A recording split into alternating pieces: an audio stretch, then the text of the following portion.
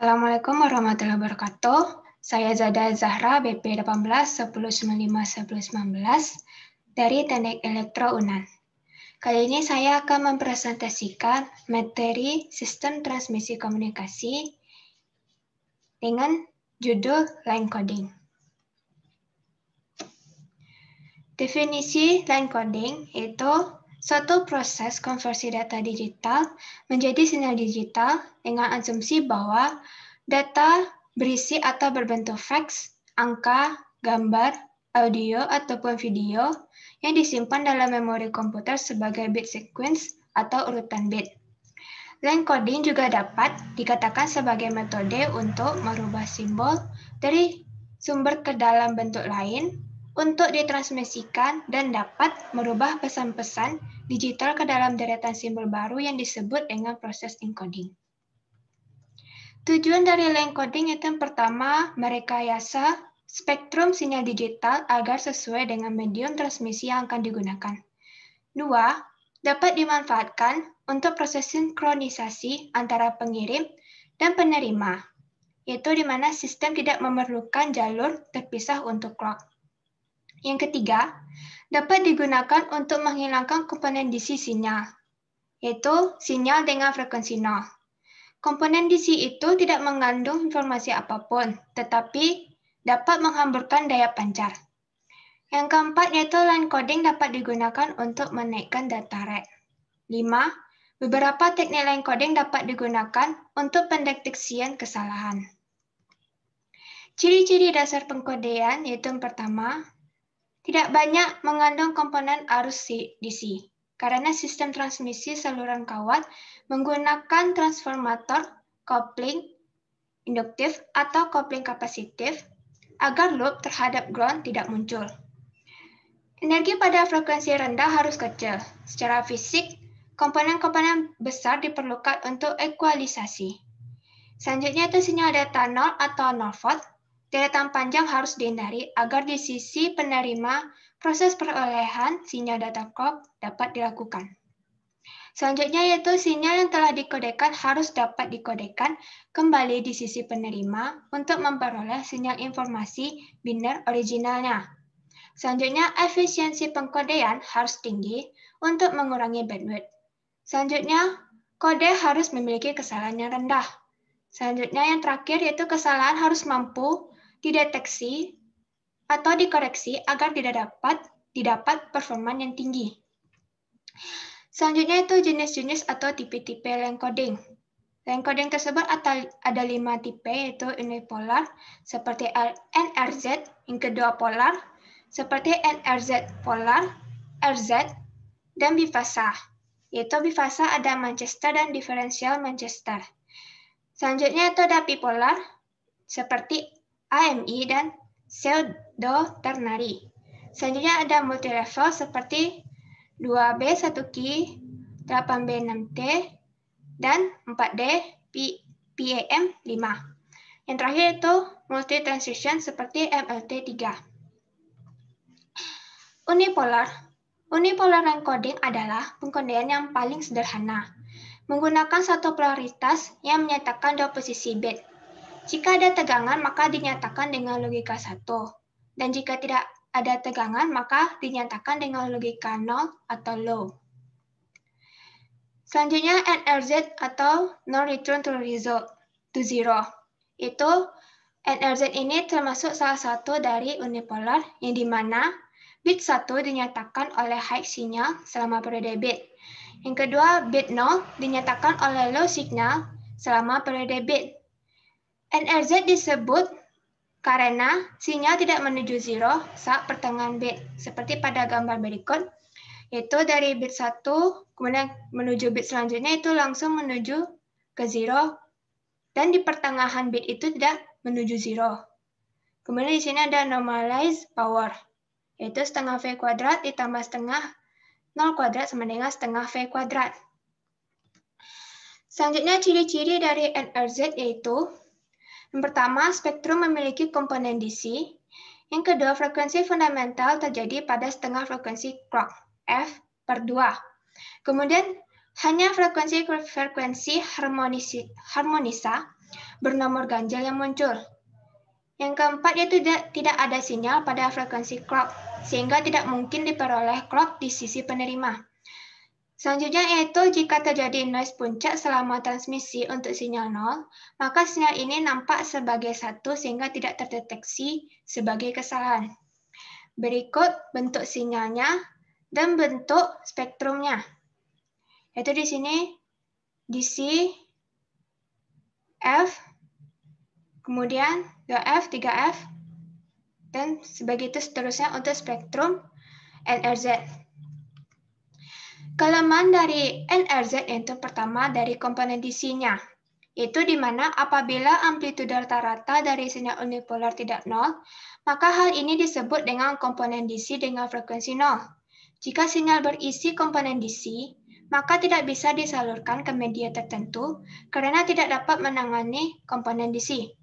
Yang kedua itu sinkronisasi data, yang di mana jika sinyal tidak bervariasi, maka penerima tidak bisa membedakan bagian awal dan bagian akhir dari tiap-tiap bit, atau bisa dikatakan sebagai tidak ada informasi timing di dalam bentuk sinyal, sehingga sinkronisasi bisa hilang bila muncul deretan nol yang panjang. Selanjutnya yaitu tipe polar. Polar itu di mana kode ini menggunakan dua buah level tegangan untuk non-zero guna mempresentasikan kedua level data, yaitu yang pertama positif dan satu laginya negatif. Permasalahan yang muncul dari polar yaitu adalah adanya tegangan DC pada jalur komunikasi. Untuk pengkodean polar terdapat 4 macam jenis kode polar. Yang pertama itu NRZL atau NRZ level, dan yang kedua NRZ I atau NRZ invert. Yang pertama itu NRZL adalah bentuk yang paling sederhana dari representasi data. Metode pengkodean NRZL merupakan pengkodean digital polar. Disebut demikian karena keduanya menggunakan baik tegangan positif maupun negatif untuk membangkitkan sinyal digital. Dengan memakai positive voltage untuk mempresentasikan bit 1 dan negative voltage untuk mempresentasikan bit 0. Sinyal alternatif antara dua nilai hanya jika transmisi data berbeda dengan data sebelumnya. Frekuensi maksimal ketika sinyal NRZL dapat merubah level ketika frekuensi setengah dari clock. Ini terjadi saat transmisi data dialihkan antara data 0 dan 1. Frekuensi sinyal maksimal adalah saat menentukan bandwidth yang diperlukan untuk mentransmisikan kode NRZL. Selanjutnya itu NRZI, yaitu satu kode di mana satu transisi atau rendah ke tinggi atau sebaliknya tinggi ke rendah. Pada awal satu bit time akan dikenal sebagai binar 1 untuk bit time tersebut. Bila tidak ada transisi berarti binar 0. Dengan demikian, NRZI merupakan salah satu contoh dari differential encoding atau penyediaan diferensial. Bit 1 dikodekan dalam bentuk transisi sinyal dari high ke low atau low ke high, sedangkan untuk bit 0 dikodekan dengan tidak adanya transisi sinyal. Berikut bentuk sinyal dari NRZL dan NRZI, bentuk line codingnya. Pada NRZL dan NRZI terlihat bahwa satu bit elemen data dipresentasikan oleh satu elemen sinyal waveform, sehingga M sama dengan 1. Dengan demikian, kecepatan sinyal rata-rata dari modulasi digital NRZ dan NRZI adalah S sama dengan R per 2 sama dengan N per 2 baud. Berikut untuk bentuk spektrum bandwidth dari NRZL dan NRZI. Selanjutnya, variabel P, itu yang pada gambar sebelumnya, itu variabel P pada sumber vertikal dari gambar adalah densitas dari daya atau power density, yaitu jumlah daya pada setiap 1 Hz dari bandwidth. Terlihat bahwa sebagian besar daya berada di sekitar frekuensi 0 Hz. Hal ini berarti terdapat komponen DC yang membawa energi besar sekali. Dari sini dapat disimpulkan bahwa energi yang dibawa oleh NRZL dan NRZI tidak tersebar merata di kedua tegangan positif dan tegangan negatif. Dengan kata lain, masalah baseline rendering tak terhindarkan oleh kedua jenis modulasi digital ini. Selanjutnya untuk tipe polar ada RZ atau return to zero. RZ hampir sama dengan NRZL. Keuntungan dari sinyal RZ yaitu naik dan turun transisi terjadi setiap kali bit 1 dikirim. Memproduksi sejumlah besar transisi dalam sinyal yang ditransmisikan. Penambahan transisi dengan tujuan untuk memulihkan sinyal clock pada penerima akan selalu lebih sederhana daripada sinyal NRZ, walaupun periode tanpa transmisi jika 0 ditransmisikan. RZ selalu mengembalikan sinyal ke tegangan 0 pada saat sinyal telah mencapai setengah dari durasi sinyal.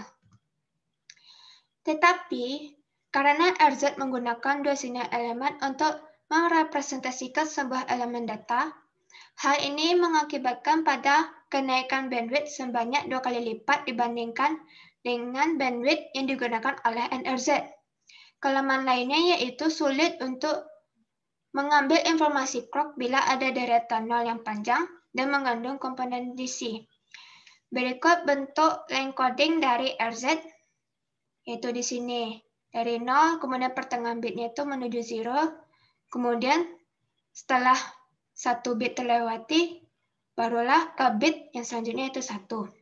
Kemudian di sini ada spektrum dari RZ dengan bandwidth-nya seperti pada gambar berikut. Selanjutnya itu polar bifasa, Manchester, dan diferensial Manchester. Ini termasuk ke dalam polar. Untuk pengkodean Manchester, membagi durasi bit menjadi 2 bagian. Level tegangan akan berubah saat setengah dari durasi bit terlampaui. Sinyal yang merepresentasi bit 0 berubah dari tegangan positif menjadi tegangan negatif. Sedangkan bit 1 direpresentasikan dengan perubahan sinyal dari tegangan negatif menjadi tegangan positif. Kemudian untuk different Manchester, itu selain terdapat perubahan sinyal dari setengah dari durasi bit, juga terdapat inversi sinyal pada saat bit berikut adalah bit 0. Apabila bit berikut adalah bit 1, maka tidak ada inversi sinyal. Berikut bentuk dari line coding Manchester dan differential Manchester, dan begitu juga gambar dari spektrum dari Manchester dan differential Manchester dengan bandwidth seperti pada gambar berikut. Kemudian selanjutnya, keuntungan dari bifasa ini yang pertama itu dari sinkronisasi, yaitu karena adanya transisi selama tiap bit time, pesawat penerima dapat menyinkronkan transisi tersebut atau dikenal sebagai self-clocking codes. Yang kedua itu tidak ada komponen DC. Yang ketiga itu deteksi terhadap kesalahan, yang dimana ketiadaan dari transisi yang diharapkan dapat dipakai untuk mendeteksi kesalahan. Kekurangannya yaitu membutuhkan bandwidth 2 kali lebih besar dari NRZ. Selanjutnya itu tipe bipolar. Bipolar menggunakan dua level tegangan yaitu non-zero dan zero guna menunjukkan level dua jenis data, yaitu untuk logika 0 ditunjukkan dengan level 0, untuk logika 1 ditunjukkan dengan pergantian level tegangan positif dan negatif. Jika bit pertama berlogika 1, maka akan ditunjukkan dengan amplitude positif. Bit kedua akan ditunjukkan dengan amplitude negatif. Bit ketiga akan ditunjukkan dengan amplitude positif dan seterusnya. Selanjutnya, AMI atau alternate mark inversion dan pseudo ternary, itu bagian dari bipolar. Untuk AMI, elemen data dengan bit 1 direpresentasikan oleh sinyal yang berinversi bolak-balik dari tegangan positif ke tegangan negatif, ataupun sebaliknya dari tegangan negatif ke tegangan positif. Sedangkan elemen data dengan bit 0 direpresentasikan oleh tegangan 0 volt. Sedangkan untuk pseudo ternary, Elemen data dengan bit 0 direpresentasikan oleh sinyal yang berinversi bolak-balik dari tegangan positif ke tegangan negatif, atau sebaliknya, dari tegangan negatif ke tegangan positif. Sedangkan elemen data dengan bit 1 direpresentasikan oleh tegangan 0 volt. Sinyal binar 1 dikonekkan menjadi tegangan positif ataupun tegangan negatif untuk setengah siklus pertama secara bergantian. Dan ini berlaku untuk kedua jenis dari bipolar.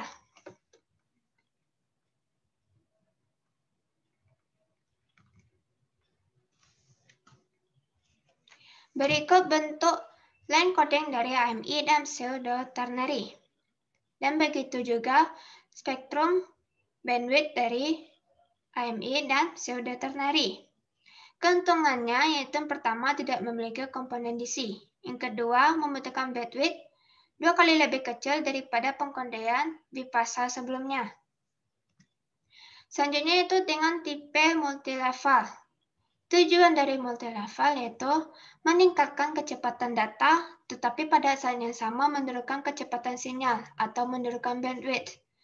Untuk mencapai tujuan tersebut, maka multilevel melakukan pengkondaian dari P elemen data menjadi Q elemen sinyal. Elemen data terdiri atas bit 0 dan bit 1, sehingga jumlah kombinasi pola bit yang mungkin dibuat adalah 2 pangkat P pola.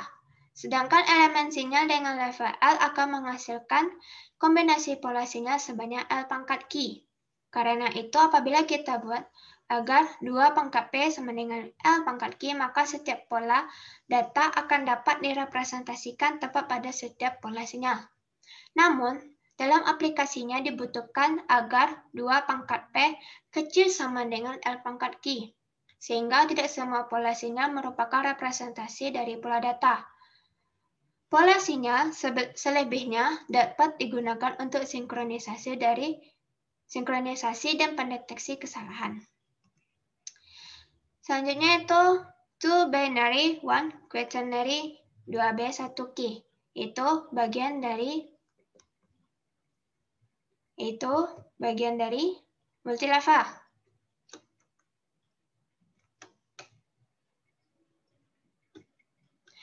Dua B 1 key berarti setiap 2 bit data dikodekan ke dalam satu elemen sinyal yang memiliki 4 level tegangan. Sehingga nilai M sama dengan 2 dan kecepatan sinyal rata-rata adalah S sama dengan R pangkat 4 baud. Dengan demikian, nilai P sama dengan 2, Q sama dengan 1, dan L sama dengan 4. Dengan menggunakan 2B1 key, data dikirimkan dengan kecepatan 2 kali lipat kecepatan yang dapat dicapai oleh NRZL. Namun, satu hal perlu diperhatikan bahwa pada NRZL, penerima hanya mendeteksi 2 level tegangan, sedangkan pada 2B1 key, penerima harus mampu mendeteksi sampai 4 level tegangan. Keuntungan lainnya yaitu kebutuhan bandwidth yang lebih kecil untuk mentransmisikan sinyal. Berikut tabel bagaimana 2B1 key diproses. Itu next bit 00 pada previous level atau level sebelumnya positif. Berarti di level selanjutnya itu plus 1. Sedangkan jika pada level sebelumnya adalah negatif, maka pada level selanjutnya adalah min 1. Begitupun pada bit-bit selanjutnya. Kemudian di sini ada gambar line coding dari 2B1 key dan juga bentuk spektrum bandwidth dari 2B1 key. Selanjutnya itu 8B 6T. Itu dikatakan demikian karena 8B6T ini melakukan konversi dari 8 bit bilangan binar data menjadi 6 pola sinyal dengan 3 atau ternary level tegangan, yaitu positif, negatif, dan 0. Sehingga terdapat sebanyak 2 pangkat 8, yaitu 256 pola data, dan ada sebanyak 3 pangkat 6 sama dengan 478 pola sinyal. Karena itu akan terdapat sisa pola sinyal yang tidak digunakan untuk merepresentasikan pola data sebanyak 222 pola. Sisa tersebut dipakai untuk sinkronisasi dan pendeteksi kesalahan. Dengan demikian, pada pengkodean ini, nilai M sama dengan 8/6 dan kecepatan sinyal rata-rata adalah S sama dengan 3N/8 baud. Salah satu penggunaan pola sinyal yang tidak memiliki representasi pola data adalah untuk mengidentifikasi bobot dari setiap sinyal. Apabila terdapat dua buah sinyal dengan bobotnya sama berurutan, maka akan dilakukan inversi terhadap sinyal terakhir. Berikut bentuk dari line coding dari 8B6T. Selanjutnya itu 4D PAM5. Pengkodean ini menggunakan 5 level sinyal yang ditransmisikan melalui 4 buah kabel pada saat yang sama. Sinyal dengan level tegangan 0 volt tidak digunakan untuk mengirimkan data, melainkan digunakan untuk deteksi kesalahan. Sehingga 4D PAM5 ini mengkodekan 8 bit elemen data menjadi 4 level sinyal, dan masing-masing sinyal ditransmisikan melalui 4 buah kabel seperti yang terlihat pada gambar. Dengan demikian, nilai M sama dengan 4 dan kecepatan sinyal rata-rata adalah S sama dengan M/8. Jika dibandingkan dengan metode pengkodean yang lain, 4D PAM5 merupakan jenis pengkodean dengan kecepatan sinyal rata-rata paling rendah. Berikut gambar yang disebutkan sebelumnya. Selanjutnya itu tipe multi-transition atau multi-line transmission tri-level MLT3 yang merupakan salah satu dari multi-transition. MLT3 menggunakan 3 level tegangan sinyal dan 3 aturan transisi untuk berpindah dari satu level tegangan ke level tegangan yang lain. 3 aturan tersebut itu sebagai berikut. Yang pertama, apabila bit berikutnya adalah 0, maka tidak ada transisi level sinyal. Yang kedua itu apabila bit berikutnya adalah 1 dan level sinyal saat ini tidak 0, maka level sinyal berikutnya adalah 0. Sedangkan apabila bit berikutnya adalah 1 dan level sinyal saat ini adalah 0, maka level sinyal berikutnya adalah kebalikan dari level sinyal tidak 0 yang terakhir. Berikut gambar untuk multi-transition, yaitu di sini ada bentuk line codingnya dan juga bagaimana proses transisinya. Secara sepintas, MLT3 ini mirip dengan AMI, yaitu satu elemen data dikonversikan menjadi satu elemen sinyal. Namun, karena adanya aturan transisi sebelumnya, maka MLT3 ini dapat mencapai kecepatan sinyal rata-rata S sama dengan R/4 dan lebih kecil daripada AMI. Karena itu, MLT3 dalam aplikasi nyata digunakan untuk fast Ethernet dengan kecepatan 1000 megabit per second melalui kawat tembaga. Karena kawat tembaga tidak dapat mendukung bandwidth dari sinyal lebih dari 32 MHz.